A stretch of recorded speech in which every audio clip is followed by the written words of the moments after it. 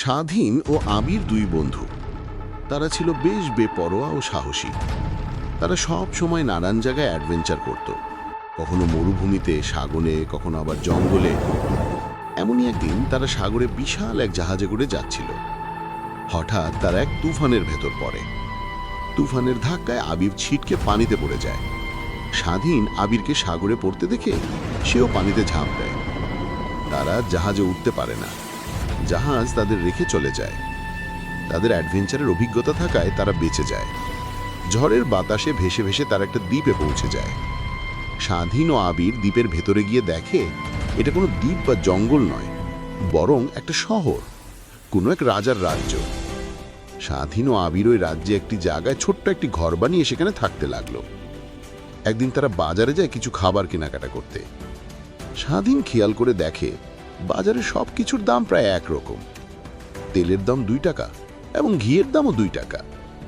স্বাধীন একটু ভেবে আবিরকে বলল, চল আমরা এই দেশ থেকে চলে যাই। এই দেশে কোনো বিচার নেই। যেই দেশে তেলের দাম আর ঘিয়ের দাম একরকম, সেই দেশে বিচার থাকতে পারে না। আবির যেতে চাইল না। সে বলল, তুই চলে যা, আমি এখানেই থাকব। সব জিনিস সস্তা, আমি কয়েক বছর থেকে চলে আসবো তোর কাছে। স্বাধীন বলল, তুই আমার সাথে চল, নয়তো তুই এখানে বিপদে পড়ে যাবি। এ কথা বলে স্বাধীন চলে গেল। 3 বছর পর আবির ঘি, মধু, দুধ, মাংস খেয়ে অনেক মোটা হয়ে গেছে। এই রাজ্যের রাজা অপরাধীকে শাস্তি দেওয়ার জন্য একটা শুল বানালো। অনেক টাকা পয়সা খরচ করে সেই শুল তৈরি করা হলো। রাজা মন্ত্রীকে বলল, মন্ত্রী, এত টাকা পয়সা খরচ করে যে শুল বানালাম, এটা পরীক্ষা করা দরকার নয়? রাজা বলল, কোয়েদখানা থেকে একজন কয়েদি নিয়ে আসো, তাকে শুলে চড়াও।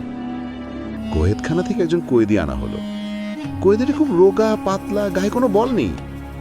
মন্ত্রী বলল, মহারাজ, এত টাকা খরচ করে যে শুল বানালেন আর শুলে চড়ানো হবে এই লোকটাকে, একে শুলে চড়ানো হলে আপনার মান ইজ্জত কিছু থাকবে?